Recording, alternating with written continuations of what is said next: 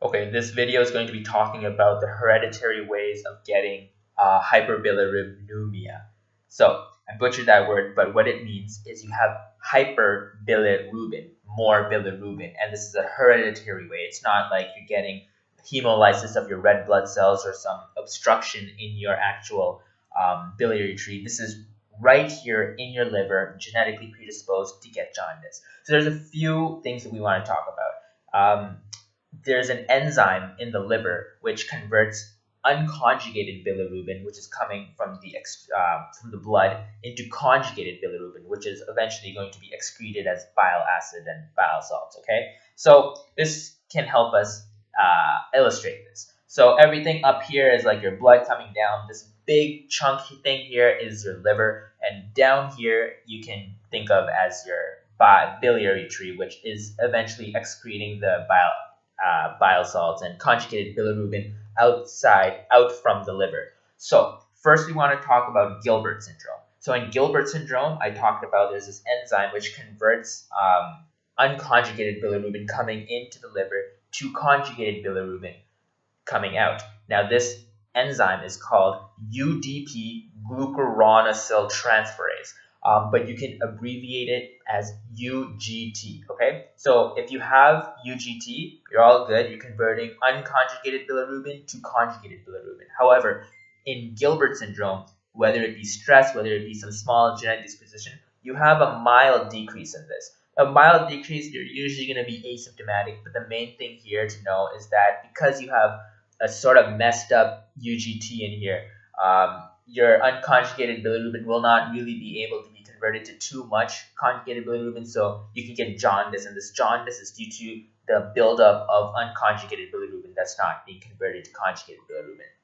Okay, so that's Gilbert. You're not really going to see it. It's totally benign. It's not really important. But the main other thing is Crigler-Najjar syndrome. So there's two types of Crigler-Najjar syndrome. One is bad. Two is all right, not the greatest. You can remember this as first is the worst, second is the best, something like that. But basically, if you're born with Crigler-Najjar, it's very bad because you don't have any UGT. The gene is literally gone. You don't have it. You can't make conjugated bilirubin. So unconjugated bilirubin is going to build up and you're going to die because there's no way to excrete all of this unconjugated bilirubin out. So you have no UGT at all. And basically, if you're born with this, you're screwed. You're going to die.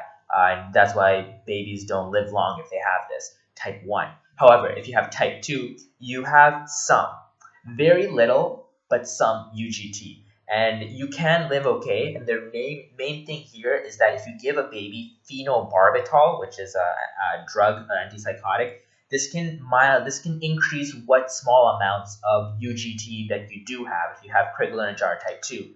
And this works because you have the gene encoding UGT, but it's just not working very well. Perhaps there's a repressor on it, or there's the operon's messed up, the promoter is messed up, but you still have it. So if you give phenobarbital, it can ramp it up and you can be normal by converting the unconjugated bilirubin to conjugated and you're good. However, it doesn't work in type 1 Crigler-Najjar. Why? Because you literally don't have the UGT gene. So what's the phenobarbital going to act on? It's not going to work. Okay, so that's Crigler-Najjar syndrome, so it's terrible. Now, Dubin-Johnson syndrome is something different. It's not a problem with the liver per se. The enzyme is perfectly fine. So all the unconjugated bilirubin coming into the liver is going to use the perfectly fine UGT to convert into as much conjugated bilirubin as normal. However, coming down out of the liver, it's restricted. It's not going to be coming out of the liver. And you can sort of see like a ring around here. It's a coincidence, but basically it's not going to be coming out. So what you're going to be having is a buildup of conjugated bilirubin here.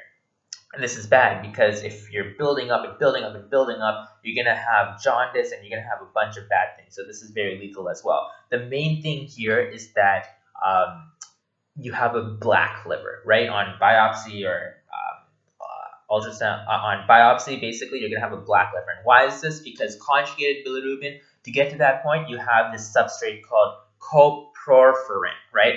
And this basically, when it builds up in the liver, you're just having so much compacted in the liver that it's not going to go anywhere and it's going to turn black. Okay, so the way I remember this is by thinking of Dubin-Johnson. What's the first thing that comes to your mind when you think of Dubin-Johnson? Well, I think of Dubin-Johnson being this really big old black cop. And when I think of a black cop, I think, hey, Dubin-Johnson, black. Well, black is the liver, the color of the liver, and cop, because cop porphyrin is being built up in Dubin-Johnson. Now, that's Dubin-Johnson. The other milder form of this is Rotor syndrome, where you are excreting some, but not as much. So it's sort of benign, but you don't have a black liver here. So that's the main part here. And that really ends up ending off hereditary bilirubin.